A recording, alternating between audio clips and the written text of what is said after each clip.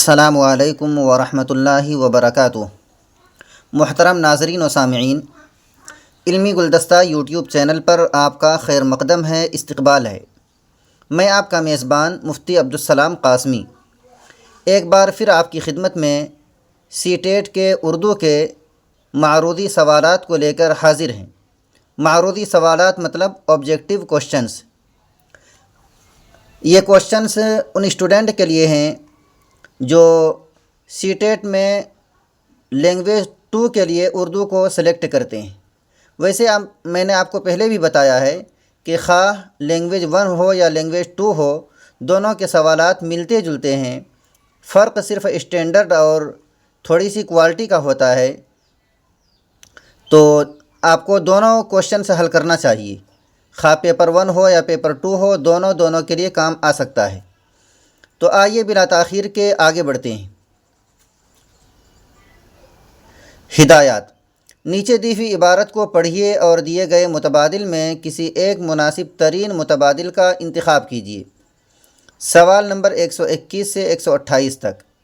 یہ تمام کے تمام جوابات اس اقتباسات اور پیسج میں موجود ہیں۔ میں نے اس سے پہلی ویڈیو میں بھی آپ کو بتایا تھا کہ اگر آپ کو ٹائم بچانا ہے، وقت کا صحیح مینجمنٹ کرنا ہے، تو آپ ایک بار پہلے سوالوں پر سرسری نگاہ ڈال لیں اور سوالوں کو ذہن میں بٹھا لیں کہ سوال کس چیز کے بارے میں پوچھا ہے۔ تو آئیے جلدی سے ایک بار سوال کو سمجھنے کی کوشش کرتے ہیں کہ سوالوں میں کس چیز کو پوچھا گیا ہے۔ سب سے پہلا سوال، کیرالہ میں چاروں طرف کون سے درخت نظر آتے ہیں؟ پیسج پڑھتے وقت آپ کو دھیان رکھنا ہے کہ کون سے درخت زیادہ ہیں کیرالہ میں۔ نمبر 2، کیرالہ کا خاص تہوار کون سا ہے؟ دوسرا سوال آپ کو ذہن میں رکھنا ہے، کیرالہ کا خاص تہوار کون سا ہے؟ یہ سب پیسج پڑھتے وقت آپ کے یہ جواب مل جائیں گے۔ کیرالہ میں زیادہ تر علاقہ کیسا ہے؟ یہ ذہن میں رکھنا ہے۔ نمبر 4، کیرالہ کے ہرے بھرے جنگلوں میں کس کے جھنڈ نظر آتے ہیں؟ کیرالہ کے جنگلوں میں اور کون سے درخت پائے جاتے ہیں؟ یہ سب اقتباسات کے اندر ان کے جوابات موجود ہیں۔ باقی سرحد کی جمع سرحدیں ہیں، آپ کو معلوم ہی ہے۔ خاص کا متضاد یعنی اپوزٹ اور وپریت عام ہے، یہ بھی آپ کو معلوم ہی ہے۔ ریاست کیرالہ سے کن 2 ریاستوں کی سرحدیں ملتی ہیں؟ یہ سوال آپ کو ذہن میں رکھنا ہے۔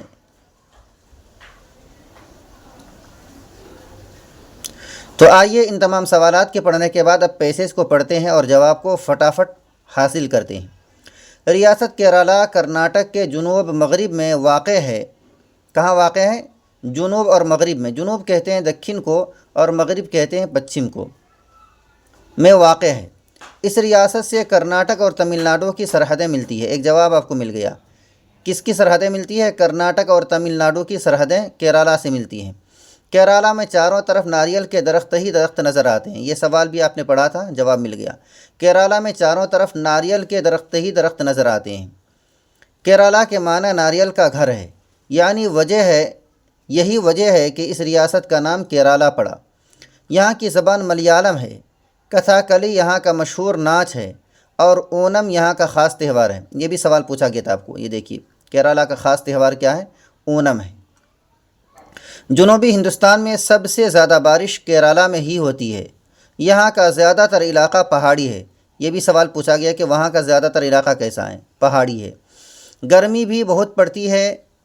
کیرالہ میں سمندر جگہ جگہ اندر تک چلا گیا ہے اور یہی وجہ ہے اور یہی اس کی سب سے بڑی خوبصورتی ہے۔ کیرالہ کے ہرے بھرے جنگل دیکھنے کے قابل ہیں۔ ان جنگلوں میں ہاتھیوں کے جھنڈ نظر آتے ہیں۔ یہ سوال بھی آیا تھا کہ کیرالہ کے جنگلوں میں کس چیز کے جھنڈ نظر آتے ہیں؟ ہاتھیوں کے جھنڈ نظر آتے ہیں۔ ان میں روز ووڈ اور ساگوان کے درخت بھی پائے جاتے ہیں۔ یہ بھی سوال پوچھا گیا تھا کہ کیرالہ میں ناریل کے درخت کے علاوہ اور کس چیز کے درخت زیادہ ہیں؟ تو روز ووڈ اور ساگوان کے درخت بھی پائے جاتے ہیں۔ اب اگر آپ اس کو دوبارہ دیکھیں گے تو فٹافٹ آپ کو ملتا جائے گا۔ کیرالہ میں چاروں طرف کون سے درخت نظر آتے ہیں؟ ناریل کے درخت نظر آتے ہیں۔ پیسج میں آپ نے پڑھ لیا۔ کیرالہ کا خاص تہوار کون سا ہے؟ اونم ہے، آپ نے پڑھ لیا۔ کیرالہ میں زیادہ تر علاقہ کیسا ہے؟ پہاڑی ہے، پیسج میں پڑھ چکے ہیں آپ۔ کیرالہ کے ہرے بھرے جنگلوں میں کس کے جھنڈ نظر آتے ہیں؟ ہاتھیوں کے جھنڈ نظر آتے ہیں۔ کیرالہ کے جنگلوں میں اور کون سے درخت پائے جاتے ہیں؟ روز ووڈ اور ساگوان کے درخت پائے جاتے ہیں۔ سرحد کی جمع کیا ہے؟ سرحدیں ہیں۔ خاص کا متضاد کیا ہے؟ خاص کا متضاد الٹا اور اپوزٹ عام ہے۔ ریاست کیرالہ سے کن دو ریاستوں کی سرحدیں ملتی ہیں؟ کرناٹک اور تامل ناڈو کی سرحدیں ملتی ہیں۔ تو یہ ہمارا پیسج حل ہو گیا۔ آئیے آگے چلتے ہیں۔ ہدایات: نیچے دی ہوئی عبارت کو پڑھیے اور دیے گئے متبادل میں سے کسی ایک مناسب ترین متبادل کا انتخاب کیجیے۔ سوال نمبر 129 سے 135۔ وہی طریقہ اختیار کرتے ہیں۔ سب سے پہلے ہم سوال کو پڑھ کر اس کو ذہن میں رکھ لیتے ہیں، اس کے بعد ہم پیسج پڑھتے وقت فٹافٹ جواب کو لیتے جائیں گے۔ دیکھیے، کیسی زمین پر پودا زندہ نہیں رہ سکتا؟ کیسی زمین کے بارے میں پوچھا گیا، زندہ نہیں رہتا ہے۔ آگے دیکھیے، باغبانی کرتے وقت ہمیشہ کیاریاں کیسی بنانی چاہیے؟ سوال آپ رکھیں اور اقتباس میں اس کا جواب لیں۔ کیاریاں کیسی بنانی چاہیے؟ اسی طرح باغبانی کس طرح کا کام ہے؟ سوال رکھیں، جواب وہاں ملے گا۔ باغبانی کرتے وقت روزانہ تھوڑا کام کرنے کے علاوہ اور دوسرا کام کیا کرنا چاہیے؟ ذہن میں رکھیں سوال۔ خیال کی جمع کیا ہے؟ بالکل آسان ہے، خیالات اس کی جمع ہے۔ دھوپ کا متضاد کیا ہے؟ چھاؤں ہے اس کا متضاد۔ سایہ بھی ہو سکتا ہے لیکن یہاں سی-ٹیٹ نے اس کو چھاؤں کو ہی مانا ہے۔ زمین کس موسم میں نم ہوتی ہے؟ اقتباسات میں اس کے جوابات موجود ہیں۔ تو 135 تک کو دیکھتے ہیں اقتباس کی روشنی میں۔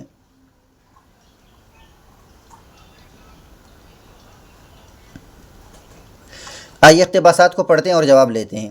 باغبانی شروع کرنے کے لیے سب سے اچھا موسم برسات کا ہے۔ غلط لکھا ہے، برستا ہے، برسات کا ہے۔ برسات کے موسم میں زمین نم ہوتی ہے۔ جواب مل گیا آپ کو۔ کس موسم میں زمین نم ہوتی ہے؟ برسات کے موسم میں زمین نم ہوتی ہے۔ گرمی کے موسم میں زمین سوکھ جاتی ہے اور سوکھی زمین پر پودا زندہ نہیں رہ سکتا۔ پودوں کے لیے 3 چیزیں بہت ضروری ہیں، زمین یا مٹی۔ دیکھیے دونوں الگ الگ کیوں بیان کیا؟ اس لیے کہ زمین تو سطح زمین کو کہتے ہیں، اور مٹی آپ اگر کہیں اٹھا کر چھت پر بھی اٹھا کر رکھ دیں تو وہ مٹی ہوتی ہے، لیکن چھت کے حصے کو آپ زمین نہیں کہہ سکتے ہیں۔ دونوں الگ الگ چیزیں ہیں۔ دوسری چیز پانی، اور تیسری چیز دھوپ اور روشنی۔ باغبانی آرائش و زیبائش کا کام ہے۔ یہ بھی سوال کیا گیا ہے، باغبانی کیسا کام ہے؟ آرائش و زیبائش کا کام ہے، مطلب آرائش و زیبائش بنا و سنگار کا، خوبصورتی کا کام ہے۔ ہمیشہ کیاریاں سیدھی اور سلیقے سے بنانی چاہیے۔ یہ سوال کیا گیا، کیسی بنانی چاہیے؟ سیدھی اور سلیقے سے بنانی چاہیے۔ باغبانی کرتے وقت 2 باتوں کا ہمیشہ خیال رکھنا ضروری ہے۔ پہلا یہ کہ تھوڑا تھوڑا کام روزانہ کرنا بہتر ہے۔ دوسرے یہ کہ باغ کی حفاظت اچھی طرح کریں۔ یہ سوال آپ سے پوچھا گیا ہے کہ روزانہ تھوڑا تھوڑا کام کرنے کے ساتھ اور کیا کرنا چاہیے؟ باغ کی حفاظت اچھی طرح کرنی چاہیے۔ کیسی زمین پر پودا زندہ نہیں رہ سکتا؟ کیسی زمین پر نہیں رہ سکتا؟ اچھا، یہ ہم پیسز پڑھ لیے ہیں، اب آئیے فٹافٹ اس کا جواب لیتے ہیں، بالکل تیزی کے ساتھ۔ دیکھیے 129 سے۔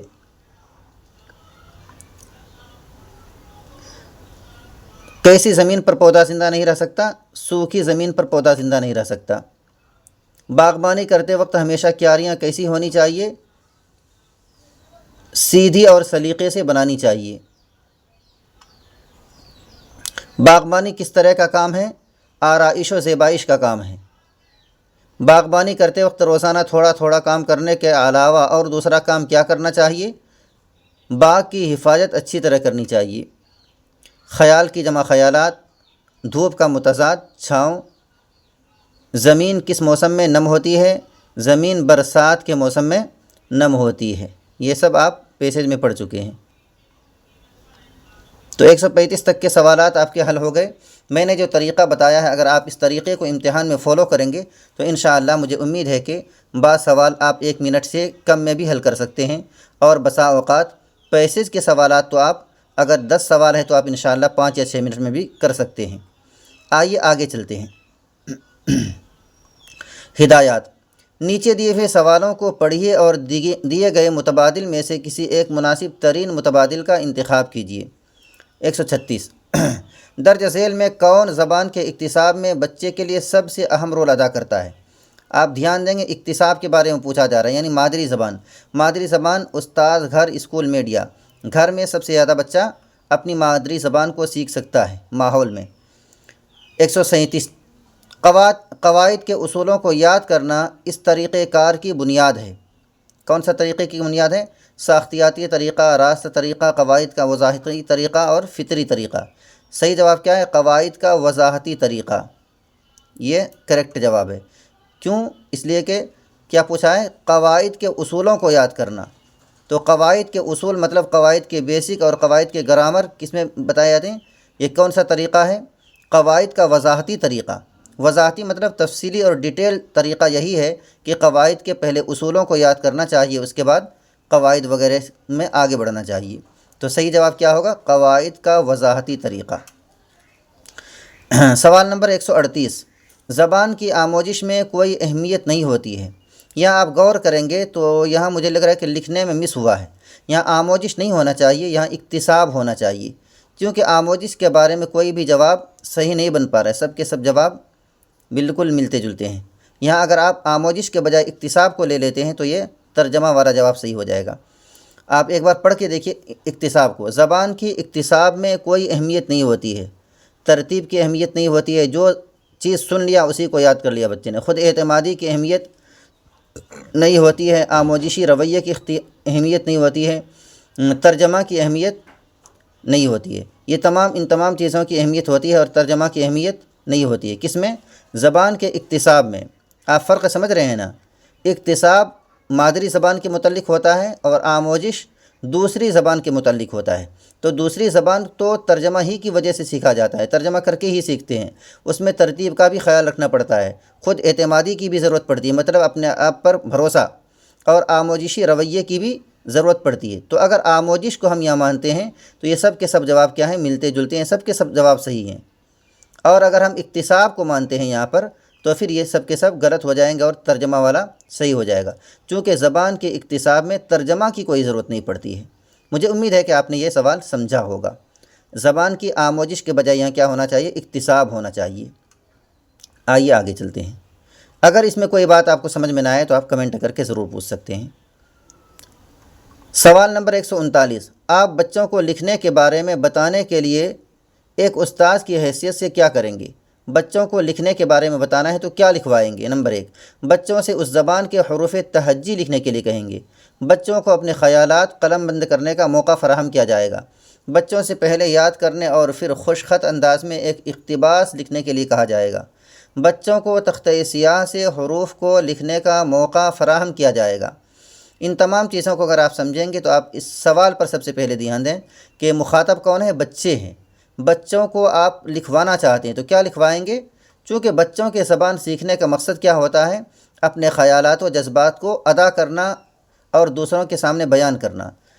تو خیالات و جذبات کس میں ہیں؟ جسے آپ مافی ضمیر بھی کہتے ہیں، یہ ہے۔ بچوں کو اپنے خیالات قلم بند کرنے کا موقع فراہم کیا جائے گا۔ یہی اگر ایک استاذ ہونے کی حیثیت سے آپ لکھائیں گے تو کیا لکھوائیں گے؟ بچوں کو اپنے خیالات قلم بند کرنے کا موقع فراہم کیا جائے گا۔ سوال نمبر 140، بچوں کے لیے تدریسی آموزشی مواد کے انتخاب میں سب سے اہم نکتہ کیا ہے؟ تدریسی آموزشی مواد مطلب ٹیچنگ لرننگ مٹیریل، وہ چیزیں جو بچوں کے سیکھنے میں معاون اور مددگار ہوتی ہیں، وہ تمام اسباب جو بچوں کے سیکھنے کے کام آتی ہیں، انہی کو کیا کہتے ہیں؟ اردو میں کہتے ہیں تدریسی آموزشی مواد، اور انگلش میں کہتے ہیں TLM، مطلب ٹیچنگ لرننگ مٹیریلز۔ تو کیا چیزیں، کیسی چیزیں آپ منتخب کریں گے بچوں کے تدریسی آموزشی مواد کے لیے؟ نمبر 1، اسے قریبی بازار میں دستیاب ہونا چاہیے۔ نمبر 2، اسے بہت زیادہ مہنگا نہیں ہونا چاہیے۔ نمبر 3، اسے صرف طلباء کا تیار کردہ ہونا چاہیے۔ نمبر 4، اسے سیاق کے مطابق اور مربوط انداز میں استعمال ہونے والا ہونا چاہیے۔ تو اگر آپ غور کریں گے تو سب سے کریکٹ یہ چوتھا نمبر کا جواب ہے۔ کیوں کریکٹ ہے میں اس کی وجہ بھی بتاتا ہوں آپ کو۔ ہاں، تو تدریسی آموزشی مواد ایسا ہونا چاہیے جو سیاق کے مطابق ہو۔ سیاق مطلب اس کے ماحول کے مطابق ہو، سبجیکٹ کے مطابق ہو۔ اگر آپ میتھ پڑھا رہے ہیں تو میتھ کے مطابق ہونا چاہیے۔ میتھ کو سکھانے کے لیے کیا اوزار پڑیں گے، کیا اسباب کی ضرورت پڑے گی، انچی ٹیپ کی ضرورت پڑے گی، رولر کی ضرورت پڑے گی، ان تمام چیزوں کی۔ اگر آپ زبان سکھا رہے ہیں تو زبان کے مطابق ہونا چاہیے۔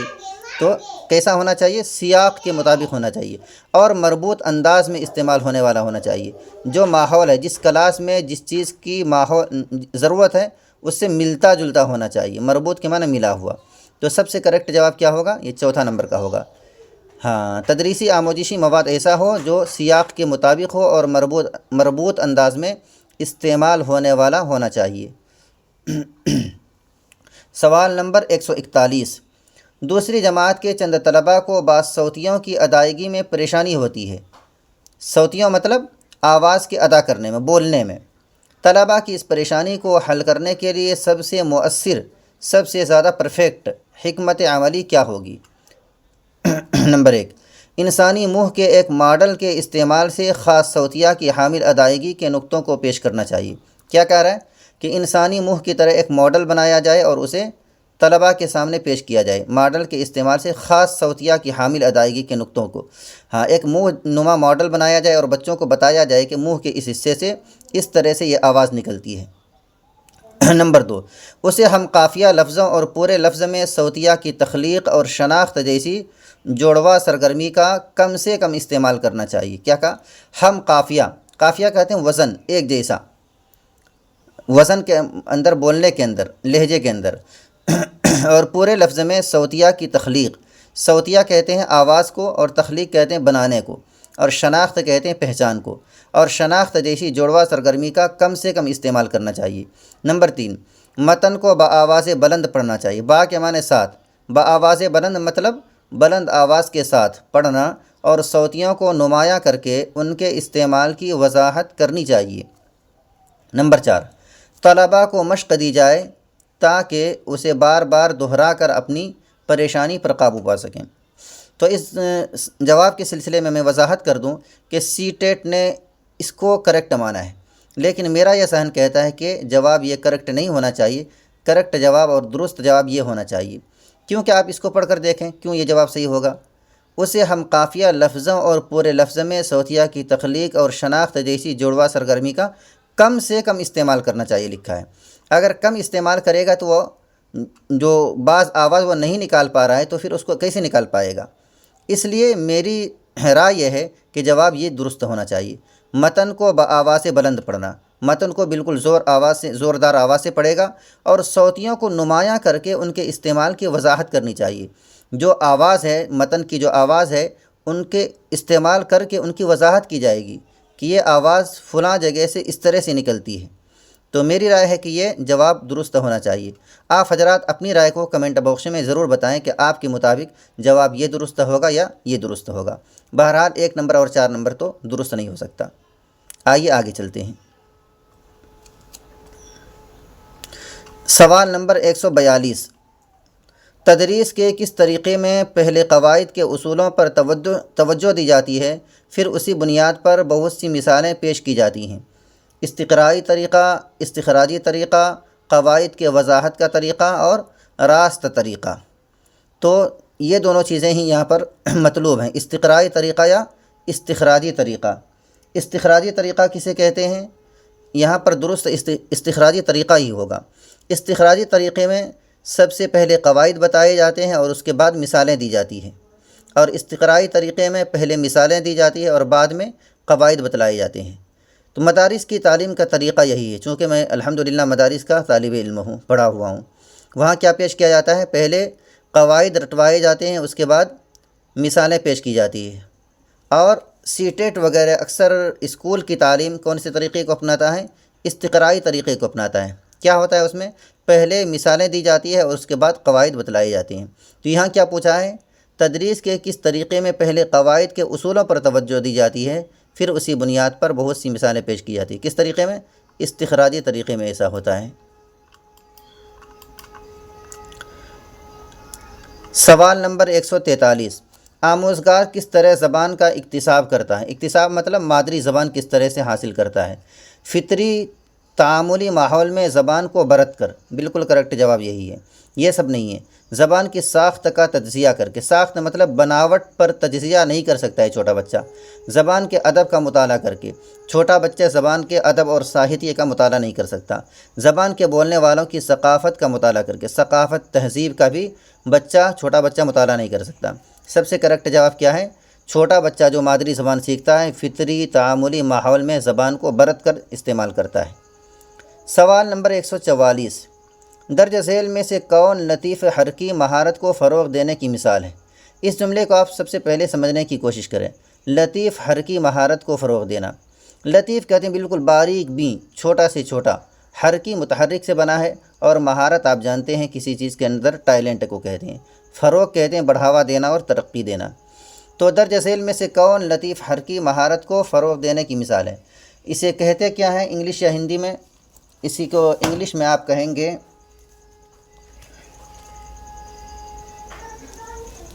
Fine motor skills.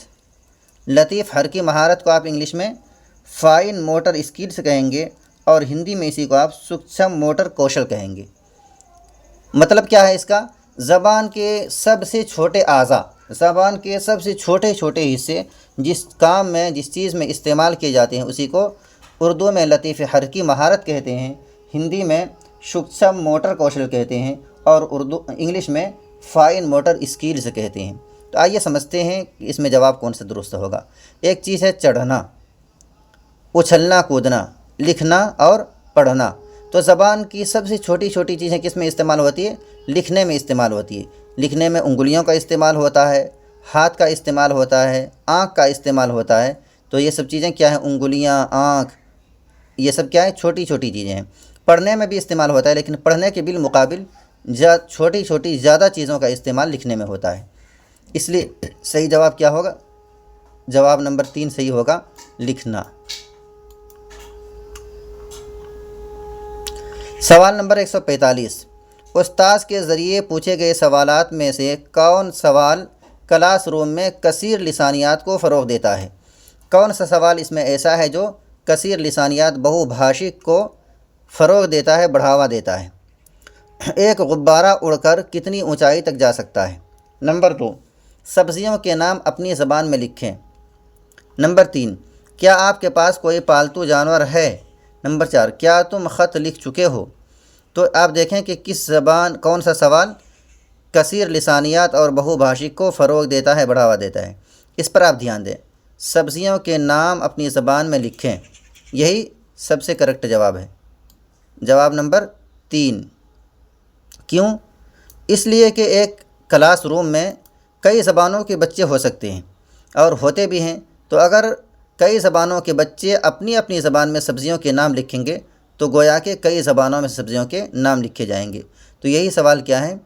کثیر لسانیات کو فروغ دینے والا ہے۔ سوال نمبر 146، ابتدائی درجات میں نظموں کو پڑھانا چاہیے کیونکہ یہ آموزگاروں کو ہدف زبان بولنے کا موقع فراہم کرتی ہے۔ آموزگار کہتے ہیں سیکھنے والے کو، ہدف زبان مطلب جس زبان کے سیکھنے کا ٹارگیٹ ہے ان کا۔ تو آپ نے سوال سمجھا، جواب دیکھتے ہیں۔ آموزگاروں کو نظم و ضبط میں رکھتی ہیں، آموزگاروں کو ہدف زبان کے قواعد کی آموزش میں معاون ہوتی ہیں، مشکل الفاظ کی وضاحت اور پھر جملہ سازی میں آموزگاروں کی مدد کرتی ہے۔ اچھا، یہ سوال نمبر 1، جواب نمبر 1 ہے، میں نے اس کو سوال کے ساتھ پڑھ دیا تھا۔ دوبارہ اس کو دیکھتے ہیں، ابتدائی درجات میں نظموں کو پڑھانا چاہیے کیونکہ جواب نمبر 1 کیا ہے؟ آموزگاروں کو ہدف زبان بولنے کا موقع فراہم کرتی ہے۔ سب سے کریکٹ جواب یہی ہے۔ یہ سب کیوں نہیں ہو سکتا؟ پہلے اس کو دیکھتے ہیں کہ یہ صحیح کیوں نہیں ہو سکتا۔ آموزگاروں کو نظم و ضبط میں رکھتی ہے، نہیں، نظم سے بچہ نظم و ضبط میں نہیں رہ سکتا کہ نظم پڑھا کر یا نظم سنا کر بچے کو نظم و ضبط میں رکھا جائے۔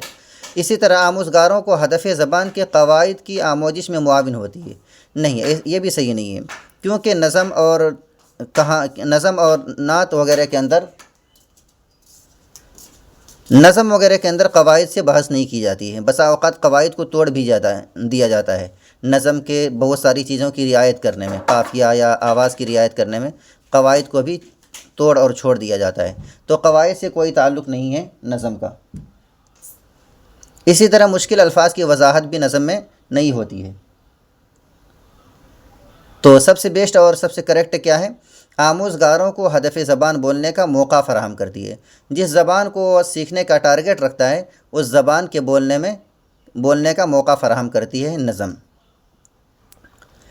سوال نمبر 147، ایک استاذ نے کلاس روم میں سننے کی سرگرمی کو انجام دینے کا فیصلہ کیا۔ اس نے اس عمل میں آموزگاروں کو شامل کرنے کے لیے چند غور و خوض کی سرگرمیوں یعنی کاموں کا منصوبہ بنایا، جیسے دلچسپی پیدا کرنے اور بحث و مباحثے کے لیے کچھ تفتیشی سوالات۔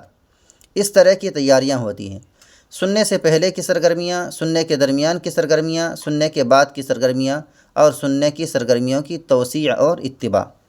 سی ٹیٹ نے پہلے نمبر کو صحیح کہا ہے، سننے سے پہلے کی سرگرمیاں، لیکن میں نے بہت غور و خوض کرنے کے بعد مجھے سمجھ میں نہیں آ سکا کہ اس کو آخر اس نے کیوں صحیح کیا ہے۔ مجھے امید ہے کہ اس کا جواب آپ مجھے کمنٹ باکس میں دیں گے۔ میں بھی اس سوال پر غور کرتا ہوں اور صحیح جواب تک پہنچنے کے بعد میں انشاءاللہ کمنٹ باکس میں آپ کو اپنی رائے اور درست جواب تک پہنچانے کی کوشش کروں گا۔ آپ لوگ بھی اس سوال پر دھیان بنائے رکھیں گے۔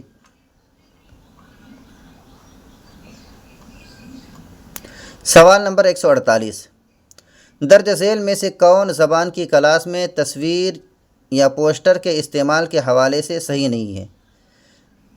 زبان کی کلاس ہے اور اس میں تصویر یا پوسٹر کو استعمال کرنا ہے، تو یہ سب کی سب باتیں کون سی اس میں صحیح ہے، کون صحیح نہیں ہے؟ یہ بچوں کو تصویر کے مشاہدے کا موقع فراہم کرتا ہے، یہ بچوں کو اپنے اظہار اور تصویروں کی بنیاد پر کچھ لکھنے کا موقع فراہم کرتا ہے، یہ بچوں کو خیالی دنیا اور کلاس میں تخلیقیت کا موقع فراہم کرتا ہے، یہ بچوں کو سننے کی مہارت کو فروغ دینے کا موقع فراہم کرتا ہے۔ صحیح کون سا نہیں ہے؟ آپ کو اندازہ ہو گیا ہوگا کہ یہ والا صحیح نہیں ہے۔ بھلا تصویر اور پوسٹر سے سننے کا کیا کام ہے؟ یہ بچوں کو سننے کی مہارت کو فروغ دینے کا موقع فراہم کرتا ہے، یہ غلط ہے، اور باقی یہ تینوں کی تینوں کیا ہیں؟ صحیح ہے۔ تو آپ کو پوچھا کیا ہے؟ صحیح کون سا نہیں ہے، تو یہی جواب آپ کو دینا کہ یہ والا صحیح نہیں ہے، 4 نمبر والا صحیح نہیں ہے۔ باقی یہ صحیح کیوں ہے؟ اس وجہ سے صحیح ہے کہ بچوں کو تصویر کے مشاہدے کا موقع فراہم کرے گا جب کلاس روم میں تصویر اور پوسٹر لگائے جائیں گے، بچوں کو اپنے اظہار اور تصویروں کی بنیاد پر کچھ لکھنے کا موقع فراہم کیا جائے گا کہ تصویر میں کیا چیزیں درشائی گئی ہے، نیز یہ بچوں کو خیالی دنیا اور کلاس میں تخلیقیت کا موقع فراہم کرتا ہے کہ کچھ بنانے کی کوشش کرے گا ہر بچہ۔ تو یہ تینوں جواب کیا ہیں؟ صحیح ہے۔ اور آپ کو پوچھا کیا ہے کون سا جواب صحیح نہیں ہے، تو 4 نمبر والا جواب صحیح نہیں ہے۔ سوال نمبر 149، یہاں تک کہ ابتدائی خواندگی کی سطح پر خالی جگہ کا شمار لکھنے میں ہوتا ہے، حروف بنانے کا، لفظوں کو لکھنے کا، جملے بنانے کا اور ڈرائنگ کا۔ تو ابتدائی خواندگی میں سب سے پہلے جب بچہ لکھنا شروع کرتا ہے، پڑھنا شروع کرتا ہے، تو وہ کس چیز کو لکھتا ہے؟ جو ٹیچرز یا اساتذہ ان کو لکھنے میں شمار کر لیتے ہیں۔